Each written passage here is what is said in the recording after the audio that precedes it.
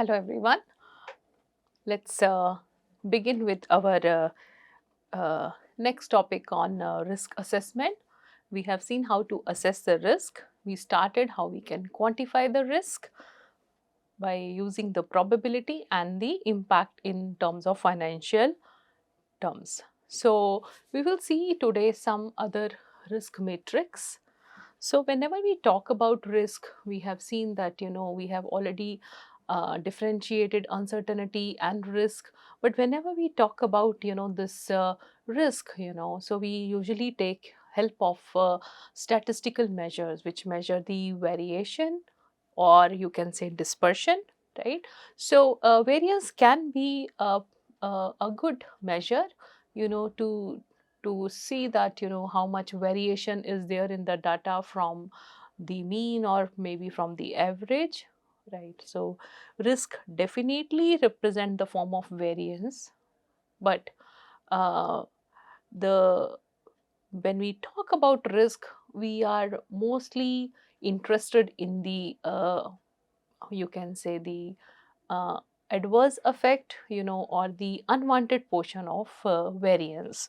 So in that case, uh, below mean semi variance would be, the negative side would be of more interest. So we generally take, whenever we use the statistical measures called variance, we would be interested on below mean. We always call semi variance, or we might be interested on the value of variance from some target value, but on the below target value means, when it is like below mean, all the variance, the half part of or half part, you can say, or the downside part of the mean, right? So we are more interested in that portion of variance, obviously, because we are interested in the adverse impact, right? In general, when we talk about uncertain situation, so a variance, it comprised of like deviation from mean, that can be from in the positive direction or in the negative direction. But when we talk about risk, since we are emphasizing on the hazard part, the adverse impact, so we will be focusing on the semi variance, which is the below mean semi variance, right? So this can be of difference. It can be just variance, or it can be just expected below target value, right? So this here, it will quantify. Here we are talking about either zero or some value, positive value. So there are two other metrics we can use, mostly when we have to see when we have to quantify the impact. This is a very interesting measure called value at risk. This is mostly covered in the financial risk, but given the nature of this value at risk, one can use it in other areas also. I'll give you an example here that would help us, to relate, how we can use this metric, risk metric, to quantify the loss one can expect after a risky event has occurred. So value at risk, it actually measure the worst expected loss, right? Again, the moment we say worst, right, that means we are actually focusing on the negative side, below mean side of a curve, if it is a like following some distribution, and we are focusing on expected loss, right? So it measures the worst expected loss at a given confidence level. Okay, so what does this mean? How much can be lost with x% probability over a present horizon, right? Suppose there is a current portfolio of worth 1 million monetary units. It can be dollars, it can be rupees. Let's say somebody wants to, like invest on portfolio of 1 million 1 million monetary units, and it is expected to have annual return from that portfolio, right? But we don't know. It is following some distribution, that means it's uncertain, right? So if it is following normal distribution, right? The return is having a mean of 10%. It is following normal distribution with mean of 10% of what we invested, and the standard deviation of 30%. So if this is the scenario and we have invested something, right, in that portfolio, so we want to know what is the we know the returns are following normal distribution with mean 10% and standard deviation of 30% of the portfolio value. So we can see that we we are interested to know what is the value at risk, right, at 5%, right? So what does this mean? That how much can be lost with 5% probability, right? So the value at risk at 5%, right, how much can be lost with 5% probability over a present horizon? So how can we say that? For example, we know that this portfolio is following normal distribution, right? So if we will say that annual return is 10% of the value which we have put in the portfolio, so the 10% comes like here. So if mu is 1.1, right? If mean is 1.1, right, and the standard deviation is 30% of the value here, so we can actually plot this normal distribution curve. Now, what do we mean by value at risk at 5%, right? So that means where my 5% chance, right, the value at risk. So what is the worst loss one can have with the probability of 5%, right? So we can see here 5% will touch here, and what is the value, right, with the standard normal variate? One can find out, this is 0.6, right, where it is touching. So find the 5% quartile. So what is the other way of doing it? One can use the Excel and use norm inverse, because I'm interested to know the value, like using standard normal variate expressions, or using norm inverse straight way. You use the Excel function of norm inverse, right, and what probability we are looking for with the mean and standard deviation of norm inverse, we will get 0.6 million mu. Now what is the difference, right? So this is like, what is the loss? So this is the, so if this is the 0.6, so we will say that 1 minus 0.6, right, 0.4 monetary units. That means when we are determining the value at risk is the difference between the 5% quartile of future value and the current value. That is VAR is 1 minus 0.6, right? So, so this is the value, this is the risk, at 5%, this minus this, because this is what we have put in our current portfolio, right, and this is the future, this is the mean, which we are getting, but actually what is the loss we have got? That means that only 5% chance that one will lose more than, right, one would lose more than 4.4 million monetary units, right, or one can say 4 lakh of monetary units, right. So this is a very interesting metric, which can be used in the risk. So this can be applied in various other situations where we are dealing with where with the chance events. We know the probability and we are interested that what is the worst or worst scenario, or what is the loss, right, which at some probability, that's what some confidence level, so at some probability this is the maximum or the worst loss one can have. Okay, so this can also be used for you to quantify the loss, or like quantify in terms of monetary units, right, when we have to assess the risk, right. So there are some other metrics which are coming here. So one of them is time to recovery. So in the resilience literature, or you can say in the topic of resilience, this time to recovery is a very common metric which is used. But in the paper called From Superstorms to Factory Fires by Professor Simchi Levy, that's very interesting paper, and very classic paper on risk management. There he has defined time to recovery, which is like time to recover from natural disaster, right?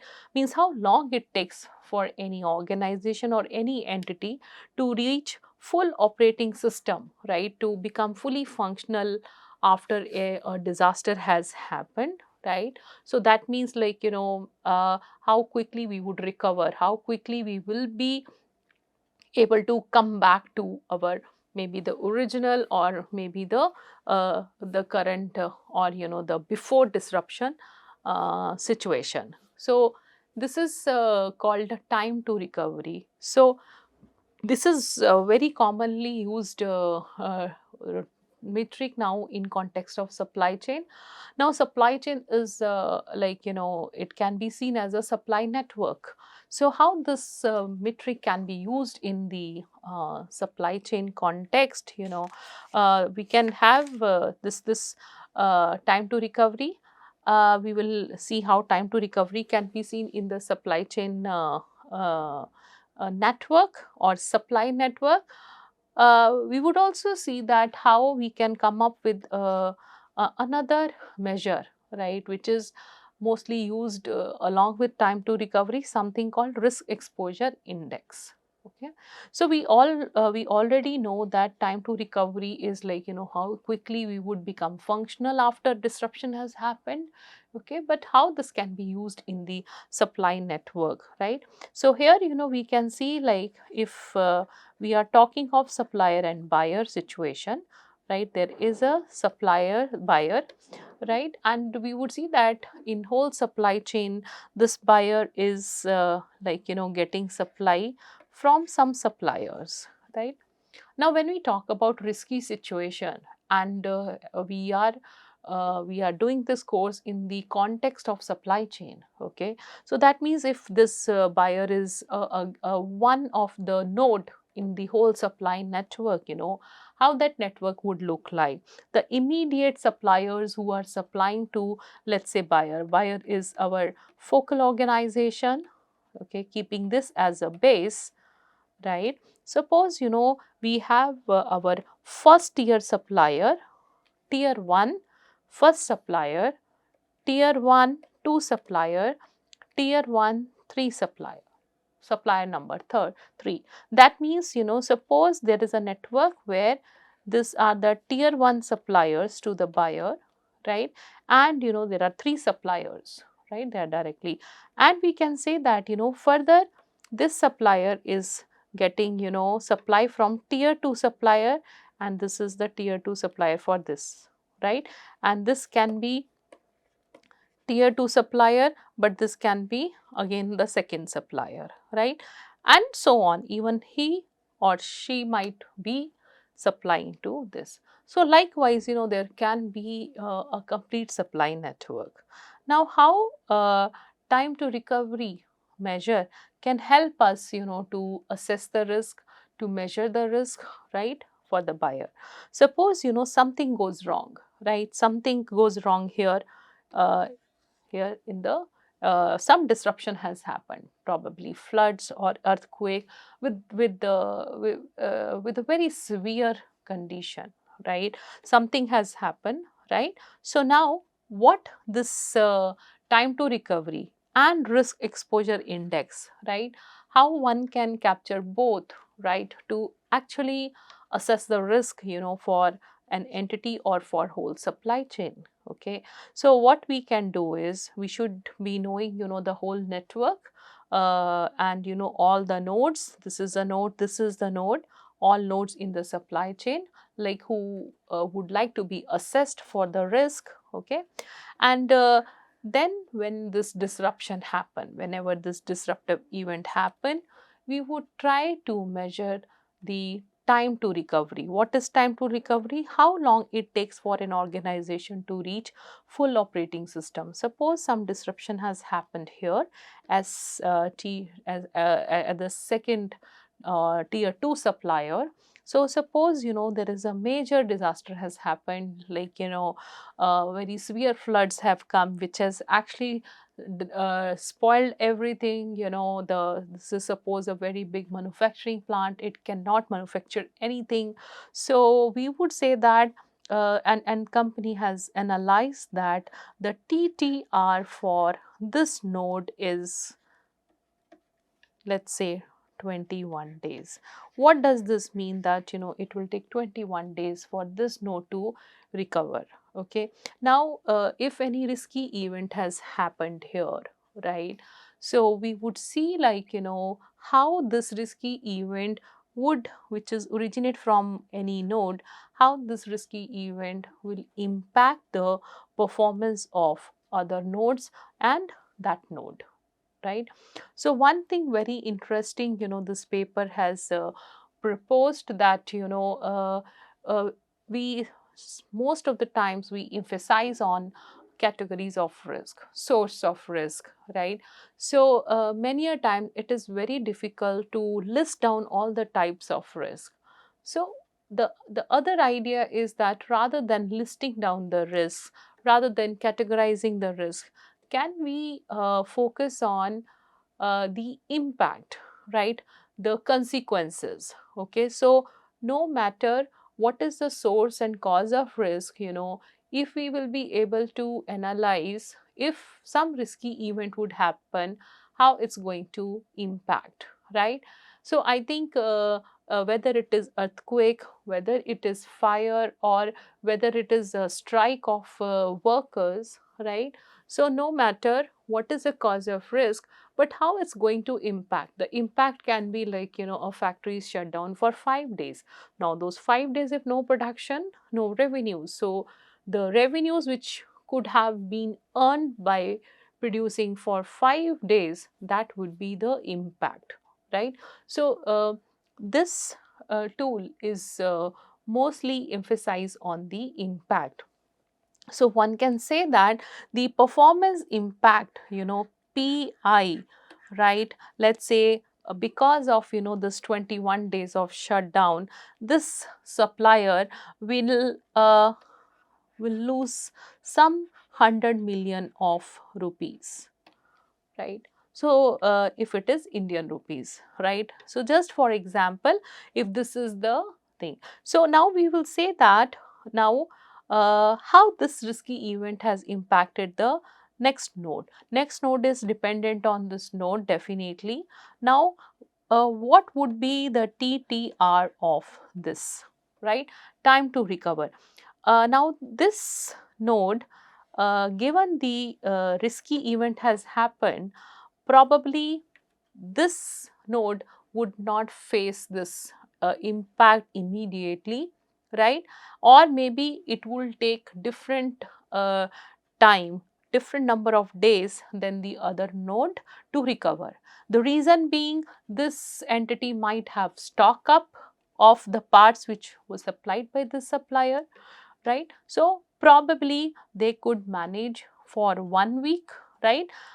So 1 week or 10 days, let's say, but 10 days or 15 days, so let's say, like, they would be after 10 days are over, it is the matter of 5 days when they will be out of stock, right, and 5 days, and they can also this is a good number of days, 21 days, but here along with this entity might realize, might sense the disruption, and they might look for some other mitigation strategies to overcome this disastrous situation. Let's say this supplier will immediately transfer the orders to another supplier, right, but this will take some time. Let's say that changeover will result in 5 days for this node to recover. Okay, so but it will also be having some impact, right, because of this 5 days of unavailability and change of supplier. Change of supplier means change of price. Let's say even this entity will also have some loss, let's say 0.5 million, right. Now this performance impact is also different, right. So this is very interesting to note here. The time to recovery is different, performance impact is also different, because each entity might use some different mitigation strategy, right. Likewise, if we will keep on doing this exercise for all the nodes due to some risky event, so here also we can say that TTR, PI, eventually how this buyer might be having 3 days, or we can assess this loss. So now based on that, when we will take one node at a time, right, this is the node we have considered at a time, and we will evaluate this risk if any event would be if disruption will happen at this node, no matter what is the cause, and it will take this many days. So for this many days, like what would be the performance impact, right, and same thing we can determine at the all nodes, and we will say that after doing this assessment, the node which is having the maximum performance impact, we will give assign the risk exposure index of 1, right. That means this is the vulnerable node, right.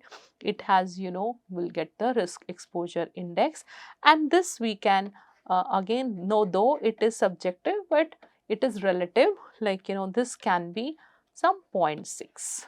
So 0 to 1 we can give this risk exposure index. That would help us to know that relatively which entity is actually more exposed to risk, and which would have the major performance impact during this event. At the same time, it will also help us to know what is time to recovery. That means it's a kind of a resilience measure also, how quickly we can, right, that to assess that one can actually explore all the options, all mitigation strategies one can implement, right, which we will do quickly, right. So in the next session we will do risk mitigation strategies.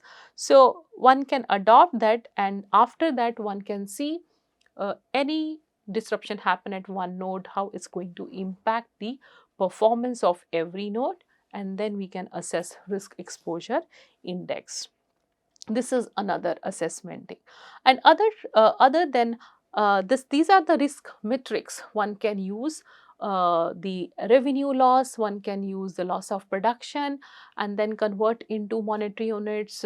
Change of supplier, what is a change of price and how it impacts on the cost. Those measures metrics one can use, variance can be used, VAR can be used, right. But other than that, this TTR model can be used, but other than that one can use these tools and techniques. Let's talk about that. So one is failure mode and effects analysis. This is also very similar to the logic which we have just discussed, that we would identify all the possible mode of failure, right.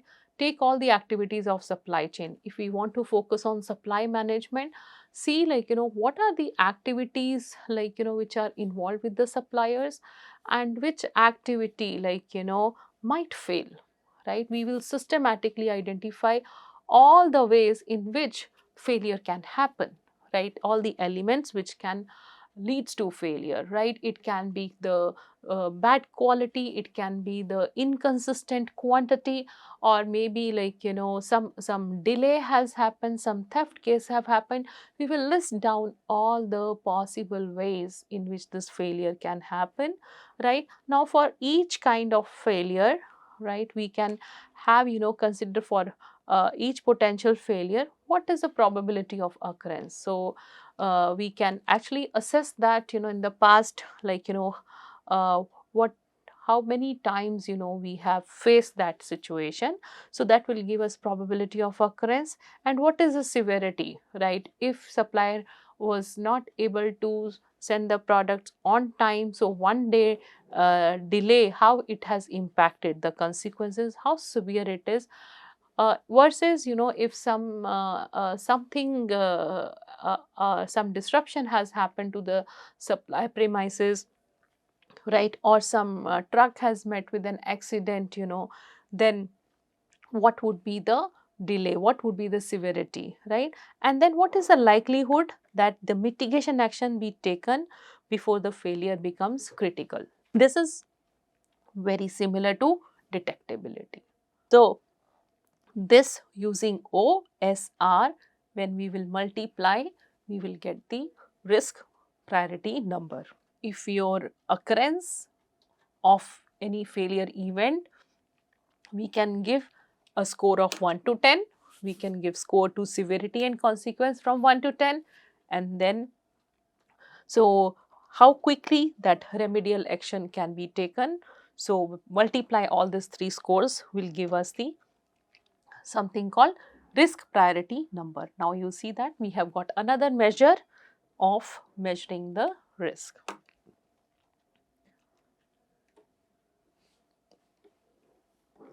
Now what is the what are the other tools? So one is failure mode and effect analysis. This is extensively used in manufacturing sector. Basically it is used in the context of quality management. What are the others one can use? Scenario analysis. What is this scenario analysis? So this is scenario analysis. The moment we say scenario means we are interested in probing what would happen or what it results in if some event happens.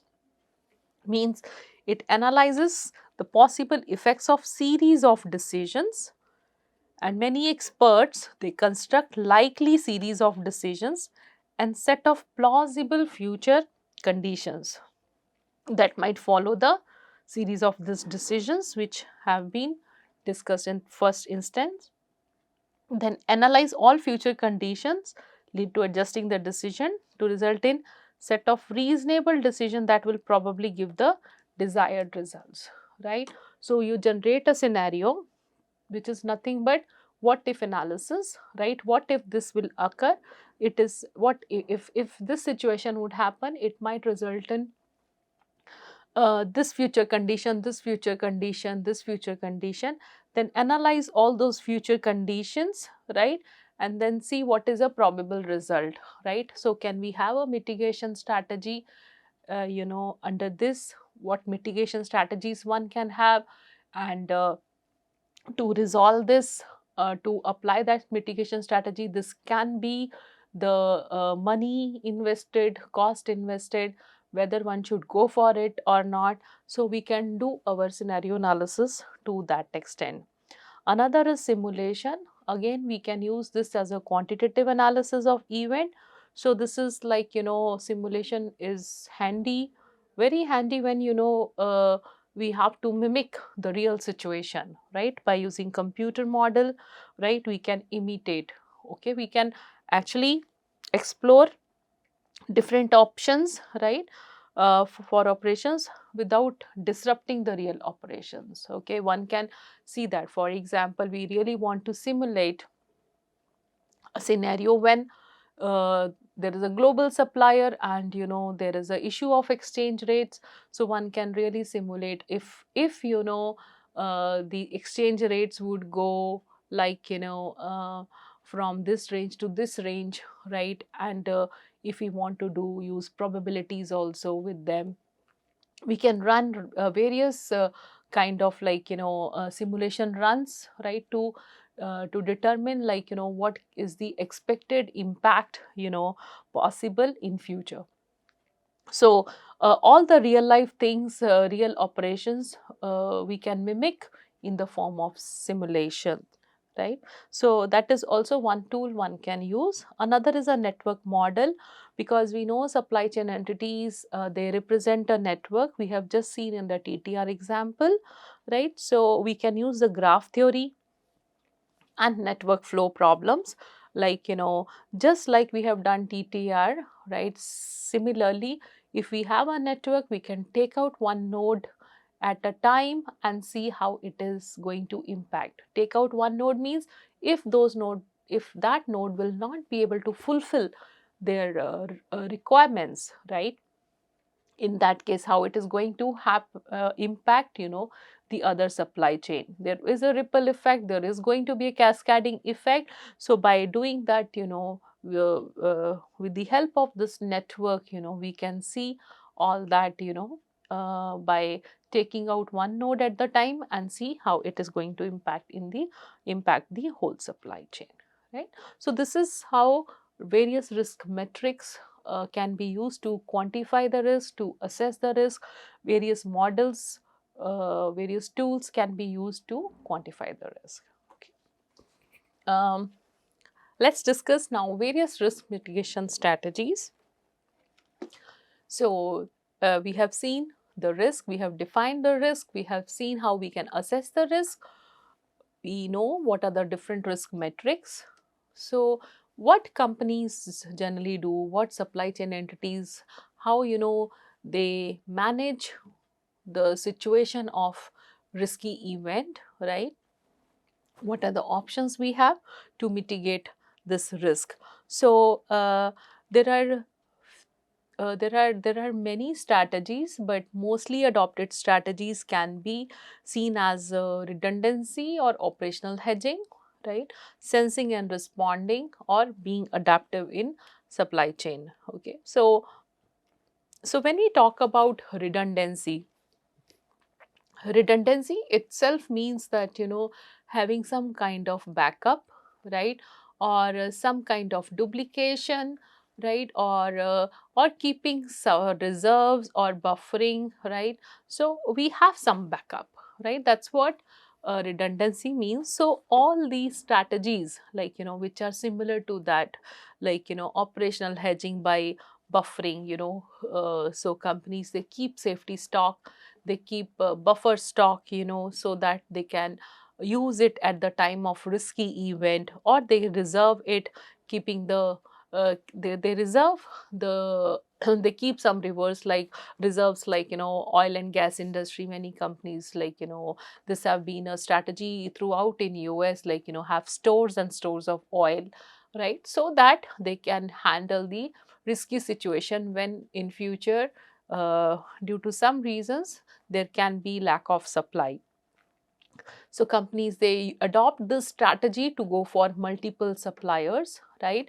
Even if they can get the supply from single supplier, but to manage the risk of delays, risk of inconsistency, they would like to go for multiple suppliers. And if suppose something goes wrong with one supplier, so the thinking is that the risk of getting uninterrupted supply would be mitigated by having multiple supplier, right? So many a times, they back up the reserves, or they devote excess manufacturing capacity, right? So that more of a flexible in nature, the capacity is kept, excess capacity is kept in case some risky event would happen, or there is sudden demand would come.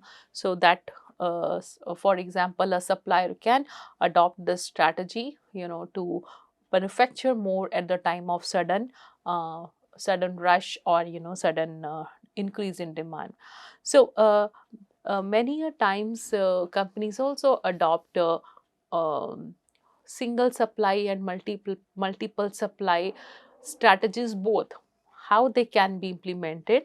So this is a very interesting model where companies would identify what are the high value item or low value item, right? Or they classify the items, classify the inventory, and come out with the decision that high value items can be procured by multiple suppliers, right? So that they should not face a loss in terms of revenues, right, or losing out the customers, and they would go for single sourcing for low value items where many suppliers are available.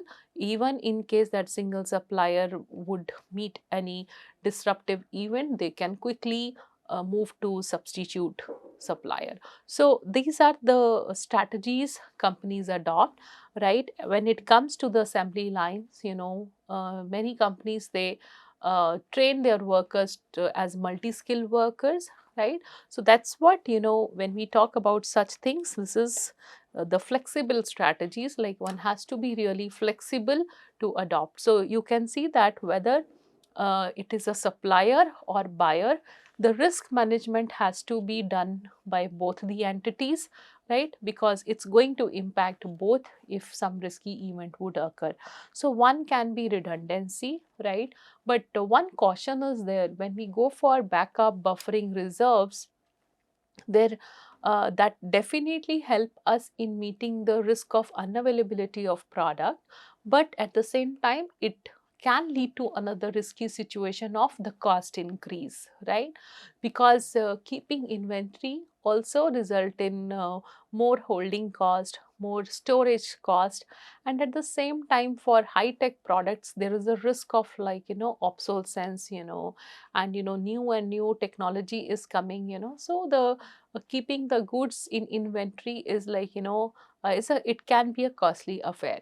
So that's where, one has to really use a caution here, like for what kind of the ideal strategy is use reserves, use redundancy as your strategy, but one has to be very clear for what kind of products it is worth, to spend the cost of keeping buffer. So this is very important. You companies, because they are dealing with lakhs and lakhs of items, spare parts, inventory. So these days, like, thanks to machine learning based algorithms which can help us in classifying the items, and then we can adopt for which items, like one can go for reserves, low cost, for which items one can go for single sourcing, for which items one can go for multiple sourcing. So this is the one set of strategies companies use to mitigate risk. Another is very important. This is more of a resilience perspective, sensing and responding. How quickly companies can realize that a risky event has occurred. We are dealing with supply management. Many a times, the risky event has not been encountered by the buyer, the purchasing company, right? But it has occurred to the supplier premises. So it might take some time, the detectability of that risky event might take longer. So which is not very good sign, because the buyer company might realize it only when they already have experienced the impact. That means they would get to know when product would not be delivered. So in that case, it is more of a you can say, proactive strategy. How quickly, how fast companies can sense that, something wrong has happened or some risky event has happened, and then respond to that event immediately. In the last sessions, we have dealt with an example of handset manufacturers, where there we have seen, like, how two companies have handled this situation differently. One company was proactive, very fast in discovering the problem, and another was delayed response.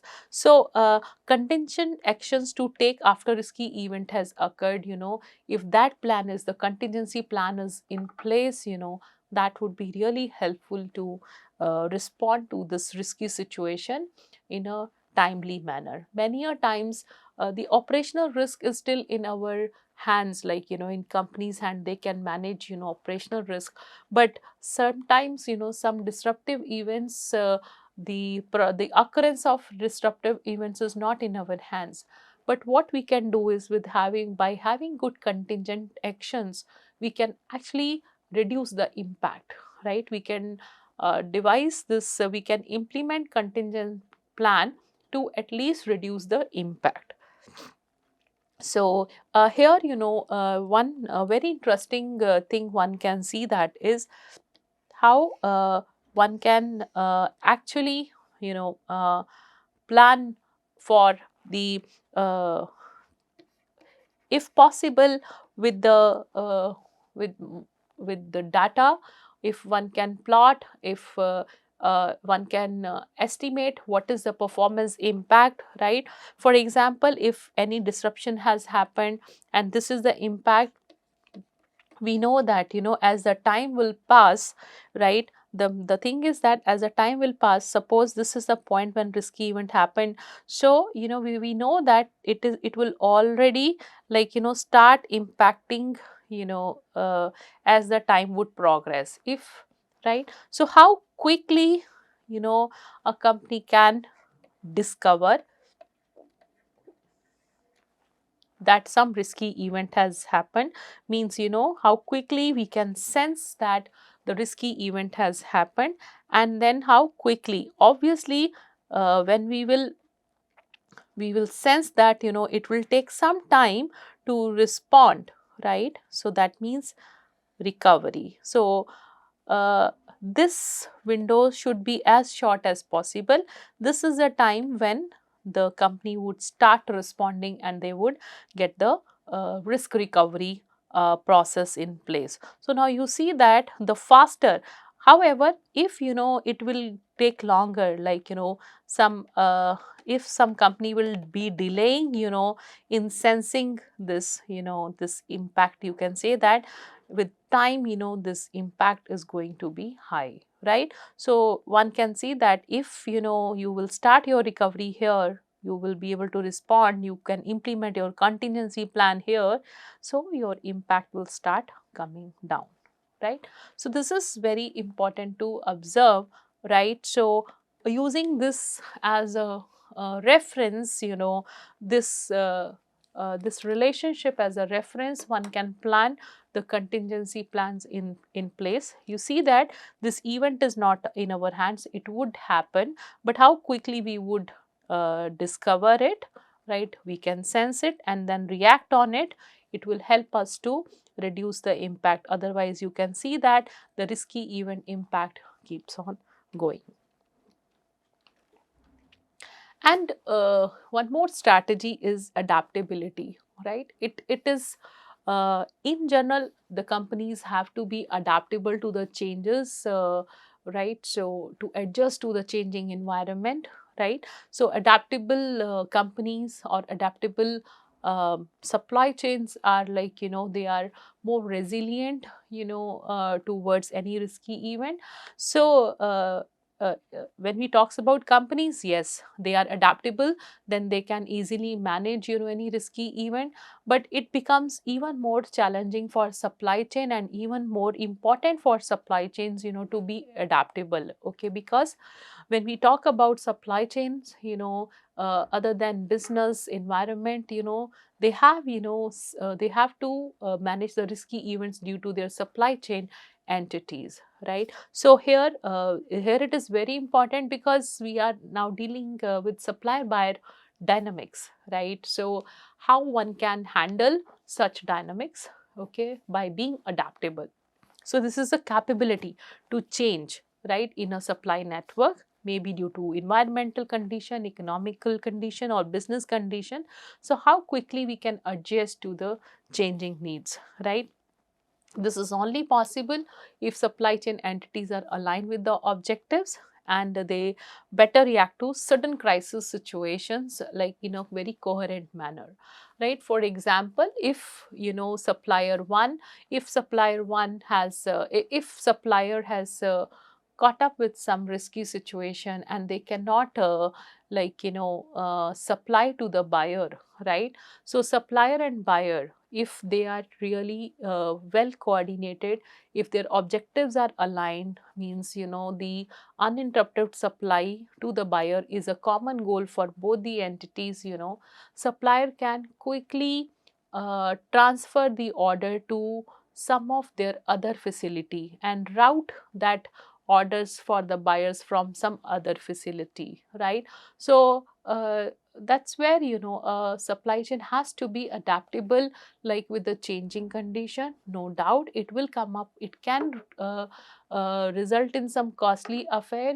That's where the buyer can come forward to align with the supplier to get the delivery. In past, this has been this has happened, where the supplier from other facility might not be able to supply the same product, where buyer can actually come forward to collaborate with the supplier. They can help the supplier's facility too, or other facility to make some changes, like, so that they can get the same product. So such arrangements are possible only if suppliers are also adaptable, so that their other plants can adapt to the changing condition.